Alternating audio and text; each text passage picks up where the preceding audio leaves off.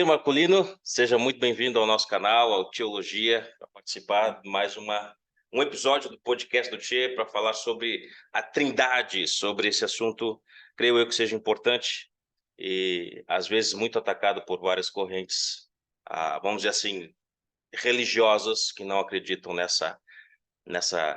nesse assunto. Então, seja muito bem-vindo e tenhamos um papo jóia aqui.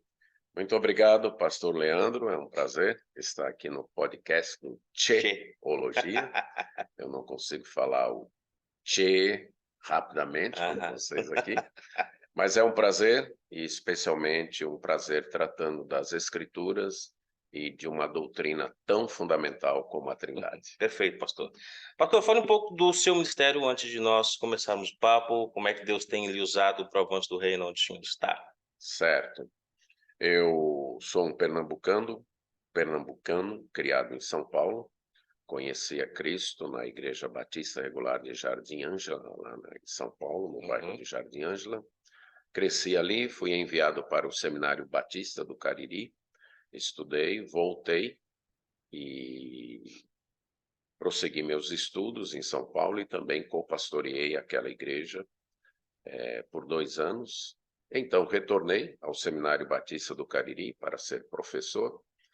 Estou lá como professor, completa agora em janeiro 37 anos, e depois de 2 anos ajudando várias igrejas, fui convidado para ser pastor na Igreja Batista do Novo Juazeiro, e agora em janeiro ficam completados 35 anos de pastorado ali. Bastante tempo. Bastante tempo. Então, meu ministério é centrado na igreja e no seminário, certo? E no seminário, ensinando as matérias da área de teologia sistemática, teologia bíblica, hermenêutica e homilética.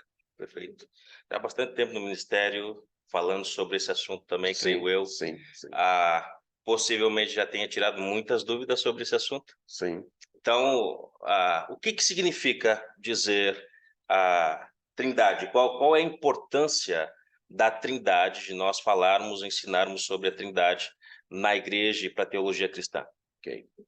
A palavra Trindade foi cunhada pelos estudiosos durante a história da igreja para expressar uma doutrina vital do cristianismo. Um certo estudioso disse que Trindade, tente entendê-la e perderá a cabeça. Tente negá-la e perderá sua alma.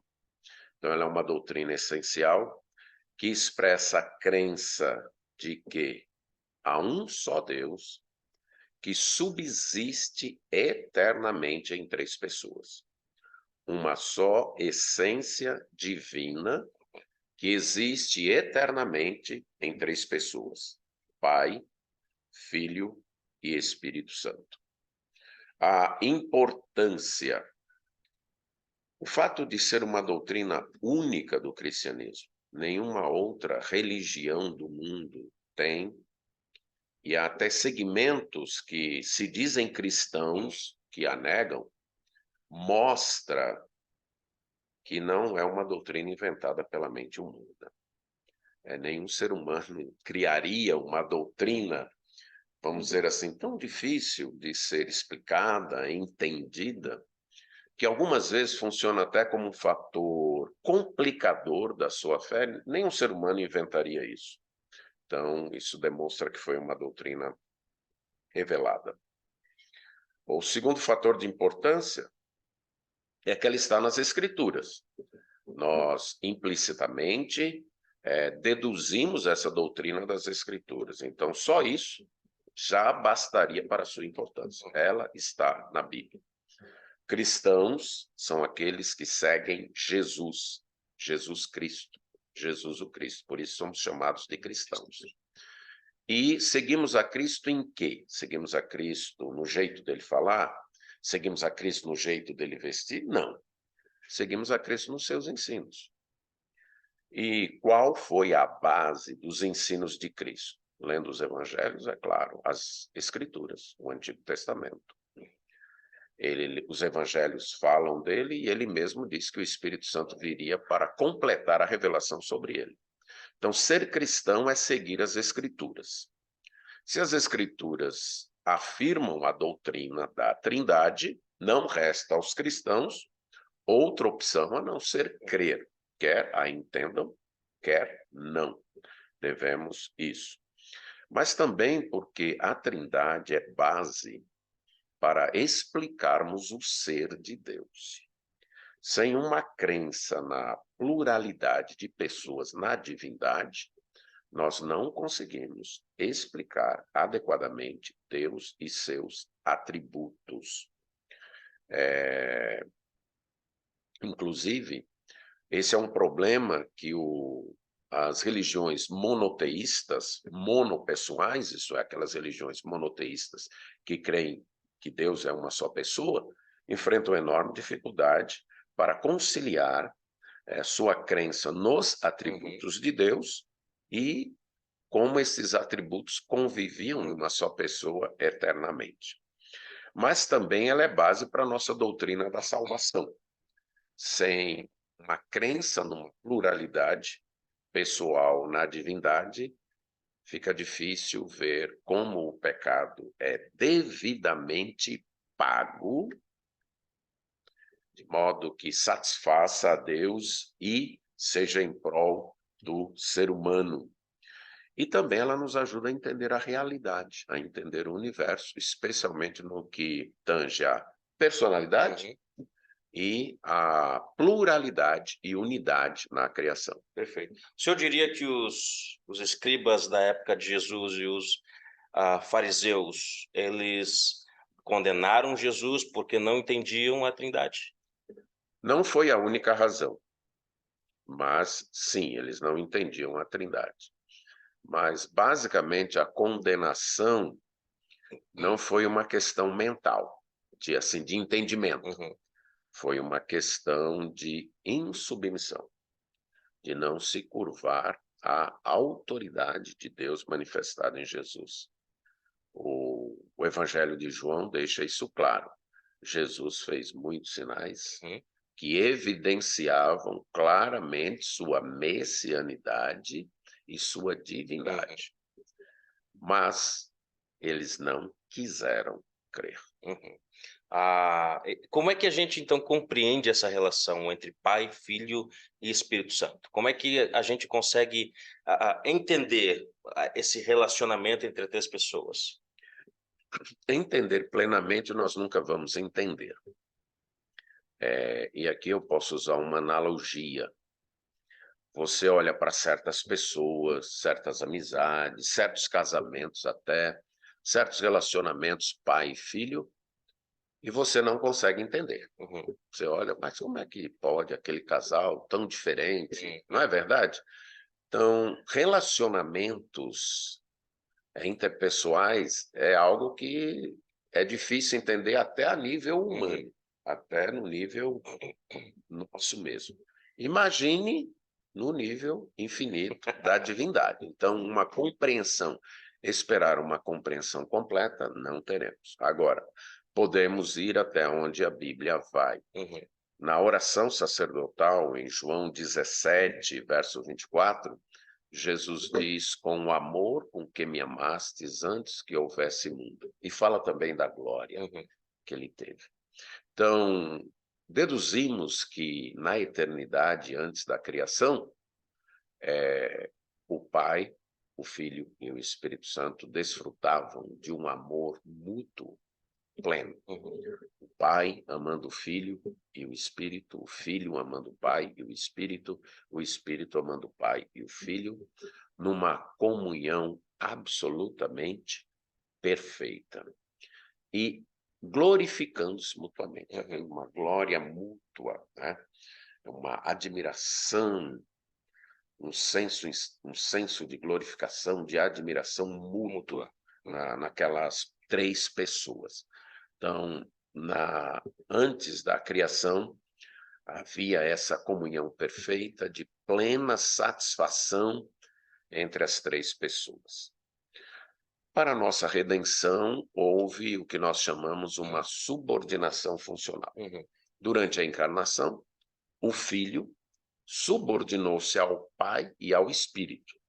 É dito que o Espírito Santo o ungiu, que o Espírito Santo o dirigiu, o guiou, por exemplo, ao deserto para ser tentado.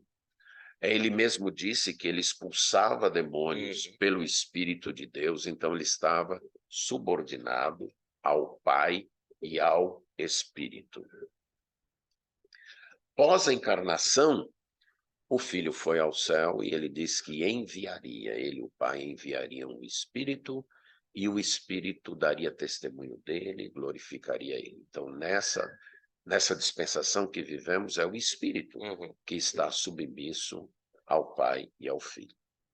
Submissão funcional não implica em inferioridade de essência. Essa é uma dificuldade que temos, mas eu quero dar um exemplo bíblico que mostra claramente. Lá em Lucas, capítulo 2, naquele episódio de Jesus indo ao templo com seus pais, quando ele já tinha 12 anos. Diz então que ele ficou no templo, os pais de Jesus estão voltando, achando que ele está no meio da caravana, mas depois percebem que ele não está e voltam para Jerusalém, e o procuram e vão encontrá-lo no terceiro dia, lá no templo, debatendo com os doutores, e os doutores admirados com sua sabedoria.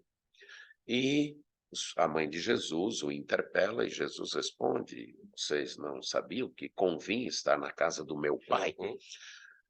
Fica claro que a capacidade de Jesus excedia em muito a de seus pais, porque seus pais levam perto de 3 dias para encontrá-lo, né? Então não tinham isso.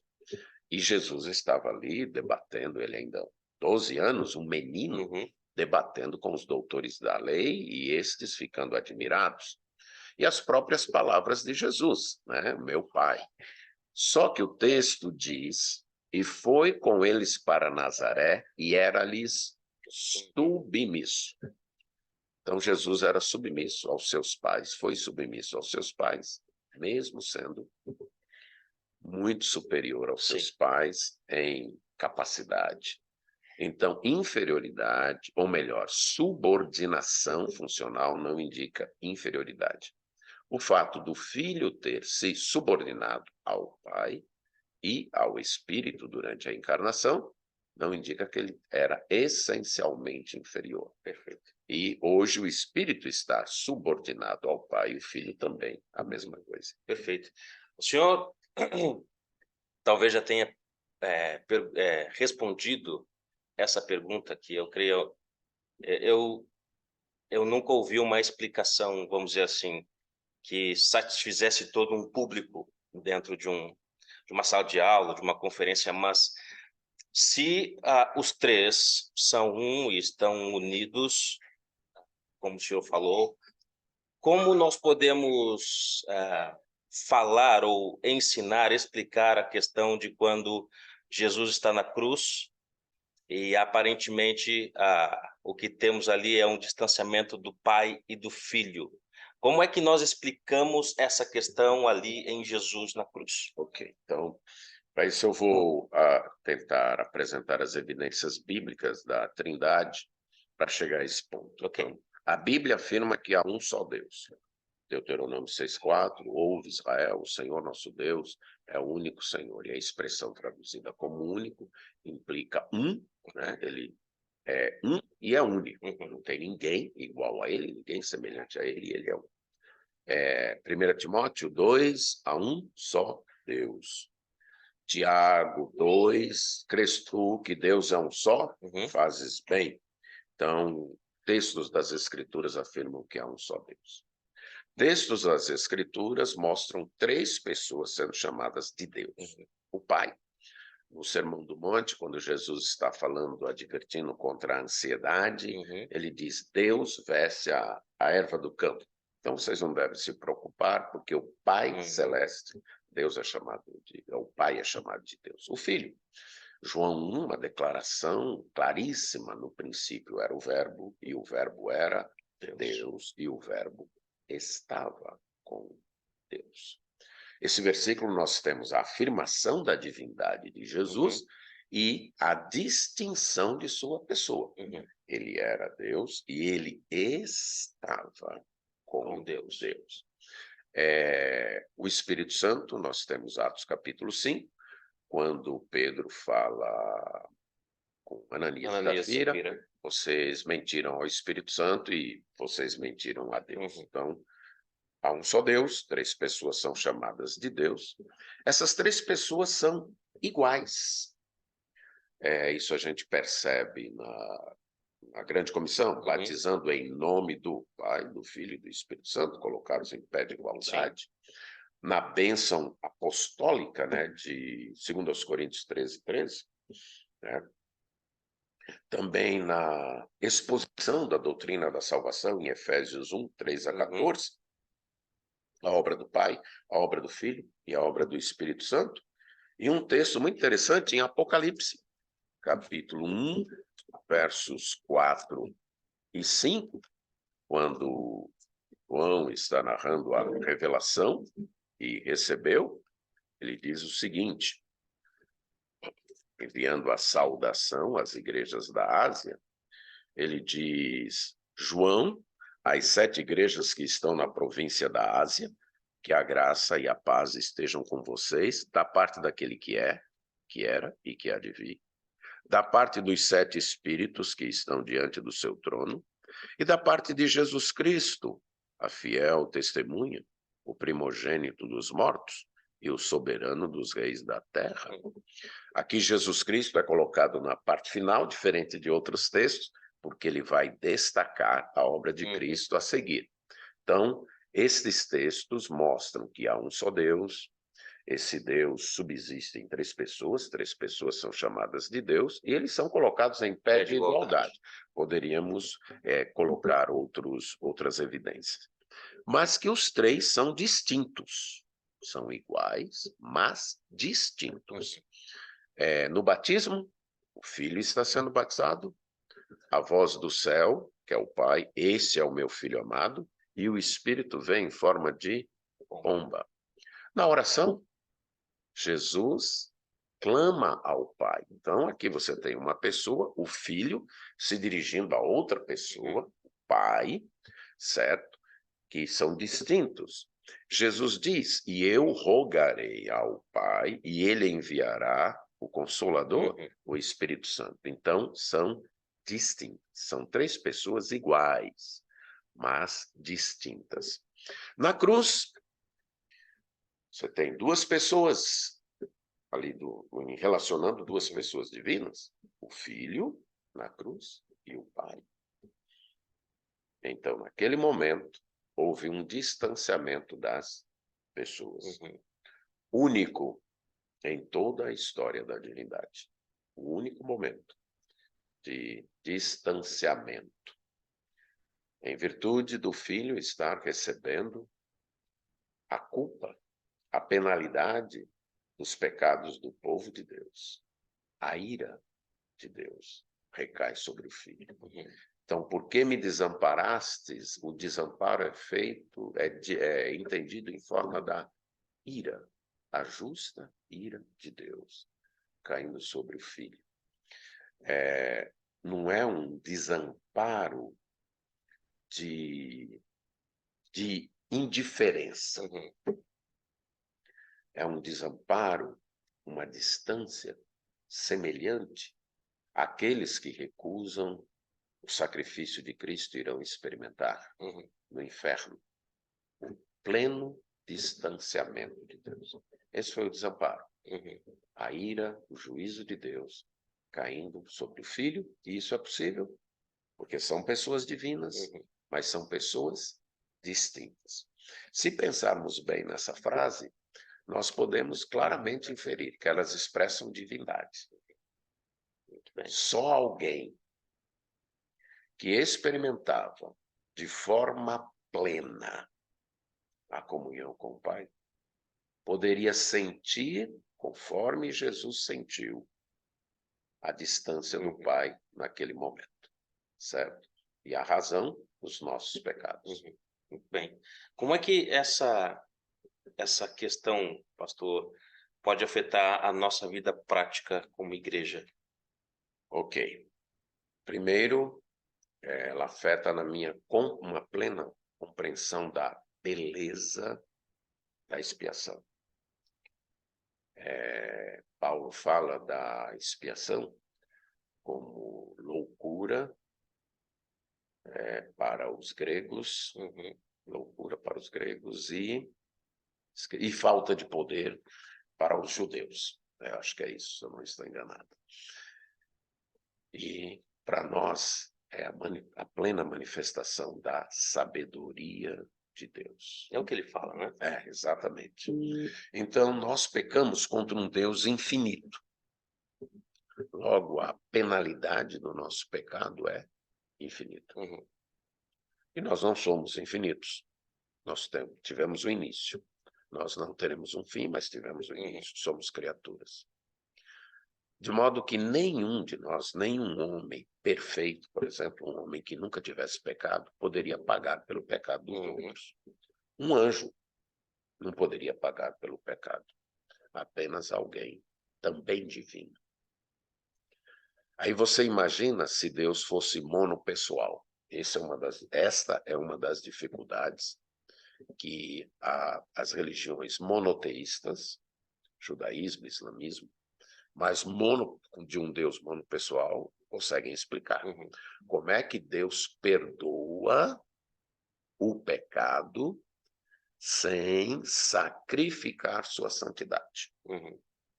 Porque um Deus que perdoa o pecado, sacrificando em algum ponto sua santidade, ele não é 100% santo. Então, no caso, Deus, Filho, torna-se homem, encarna-se, vai à cruz e faz um sacrifício não apenas perfeito, mas infinito, de valor infinito.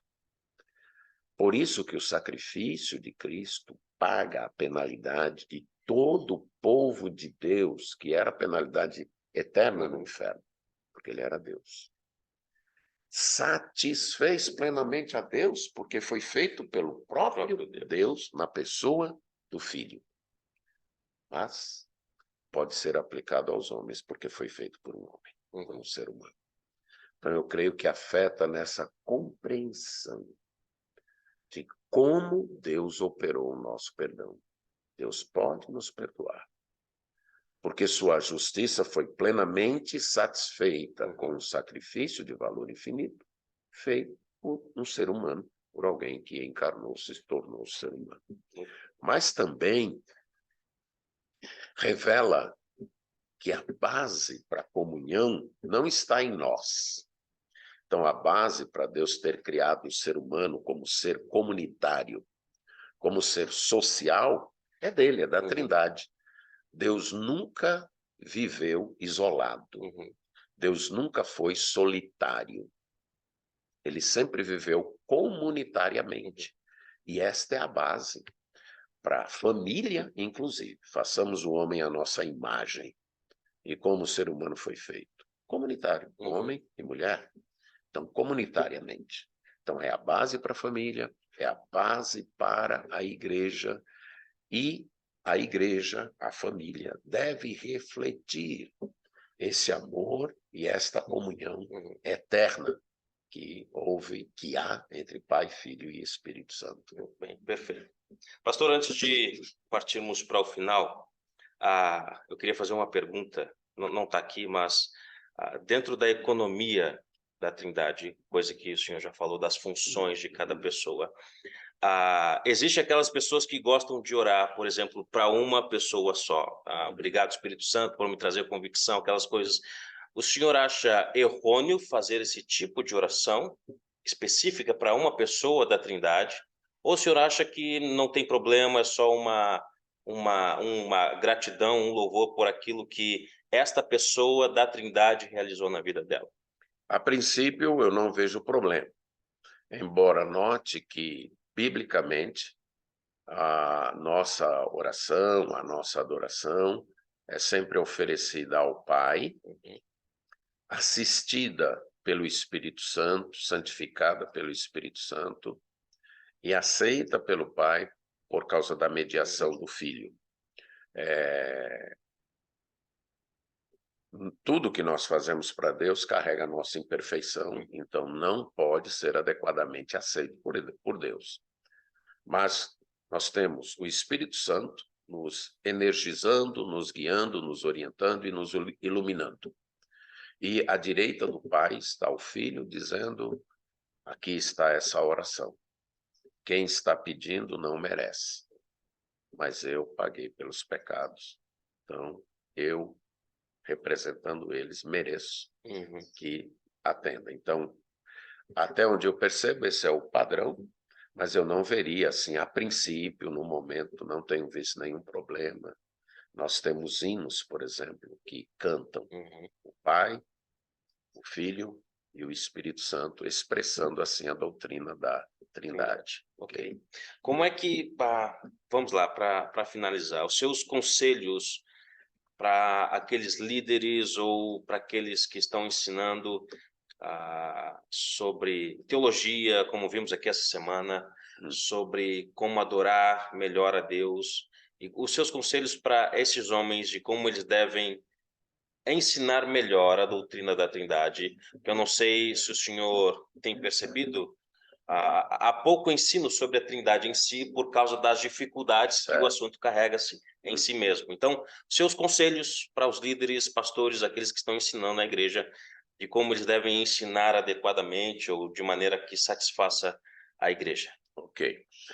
Primeiro, ter noção de que temos duas grandes dificuldades, ter noção disso.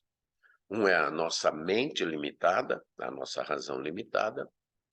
Então, nós admitir que nunca compreenderemos plenamente a Trindade. Então, primeiro é essa admissão.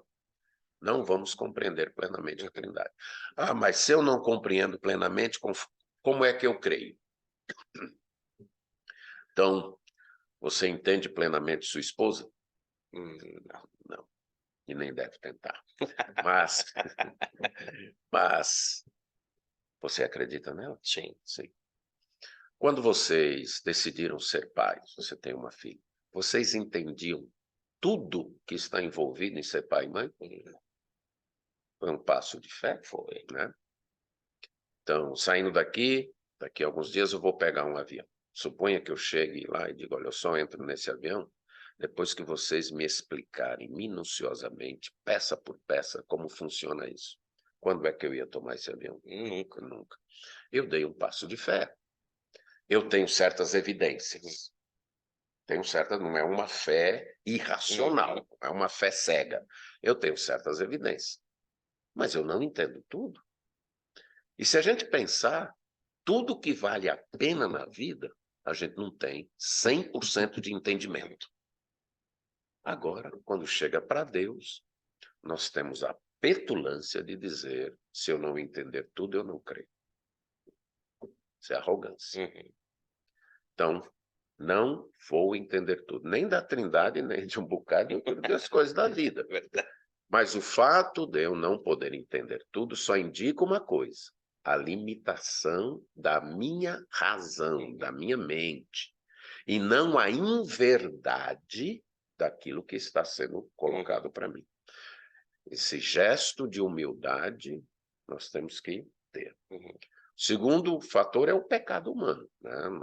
E aí está implícito nisso que eu disse, nessa arrogância, nesse orgulho de ou eu entendo tudo ou eu não aceito. Enquanto que a vida eu não vivo desta maneira. Além de entender isso, caprichar na terminologia, em explicar a terminologia. Por exemplo, algumas pessoas confundem diferença com distinção. Ser diferente é uma coisa, ser distinto é outra coisa. Você pode ter, por exemplo, 3 palitos de fósforos numa caixa e os 3 palitos exatamente iguais. Eles não são diferentes, mas eles são distintos. Um é um palito, outro é outro palito, outro é outro palito. Então, a falta de compreensão da linguagem, de pensar os termos, para mim, dificulta o entendimento da doutrina da Trindade e outras, certo? A gente pensa que distinto e diferente são exatamente a mesma coisa, aí fica tudo confuso. Caprichar na terminologia. Então, quando explicarmos, isso dá trabalho. A igreja levou mais de séculos na história, logo no seu início, para encontrar terminologia que expressasse adequadamente isso. Então, os líderes não podem ter preguiça de pensar, estudando as escrituras e usar adequadamente a terminologia. Lembrar que as analogias são limitadas, certo? As analogias são sempre limitadas. Eu não tenho encontrado nenhuma analogia que expresse adequadamente. Você pode usar exemplos, analogias, mas são sempre inadequados, incompletos. Okay? E também você deve lembrar, e para mim esse é um fator importante, que toda a realidade está baseada numa pluralidade e unidade. Então, nós estamos aqui olhando, nesse momento, e vendo um gramado. E você tem... Tudo é grama, mas cada pé de grama é diferente. Mas é grama, certo? Você pode ter um pomar com 100 pés de maçã. Tudo é macieira, pé de maçã. Mas cada pé é diferente. O que é base? Unidade ou pluralidade? A unidade e a pluralidade são base até para a nossa comunicação. Você imagine, você tem aí um pomar com 100 pés de maçã, e já que eles apresentam pequenas diferenças, você tem que chamar um por cada nome diferente. O que seria a vida diante disso? A comunicação seria impossível. Então, unidade e pluralidade estão na realidade. Esse é um dos dilemas filosóficos já debatidos desde 500 anos antes de Cristo. O que é básico? Unidade ou pluralidade? O único sistema que tem resposta adequada é o cristianismo. No princípio, tanto havia unidade como pluralidade. Unidade de essência, pluralidade de pessoas. Como explicar a personalidade? De onde veio a personalidade? De um Deus pessoal. Como esse Deus pessoal exercia sua personalidade antes da criação? Esse é outro dilema das religiões monoteístas e monopessoais. Deus era solitário. E quase que por implicação eles devem dizer Deus criou por necessidade. Ele estava solitário e precisava de alguém. Não. Ele nunca esteve solitário. A divindade é a base da personalidade, da comunicação, do amor. Então, sem isso, nós perdemos a base para explicar adequadamente a vida e Deus, certo? Um Deus monopessoal, quem ele amava antes da criação? Um Deus tripessoal sempre amou antes da criação. Perfeito, perfeito. Pastor Almir, deixa eu lhe agradecer por esse tempo aqui, mas não só por esse tempo, mas toda a semana que tivemos juntos aqui, pelos ensinamentos, os sermões, pelos conselhos, e com certeza como o tema da nossa conferência era renovo, tenha certeza de que eu e minha esposa estaremos retornando para a fronteira renovados, mais animados para continuar o trabalho lá. Então, obrigado por todo o serviço, por nos abençoar por esse tempo. Que Deus abençoe o seu ministério, sua família, e continue lhe usando ainda mais para o avanço do reino. Ok, muito obrigado, pastor Leandro. Já temos orado por vocês lá no Ministério Missionário. Continuaremos orando e pedimos que orem por nós. Amém, amém. Okay. Obrigado. Você que está aí, eu vou deixar aqui na descrição o link do canal do pastor Almir para você ouvi-lo, contemplar os conteúdos que ele tem postado na internet também, para você conhecer um pouco mais do Ministério Pastor Almir. Tá ok? Então, forte abraço.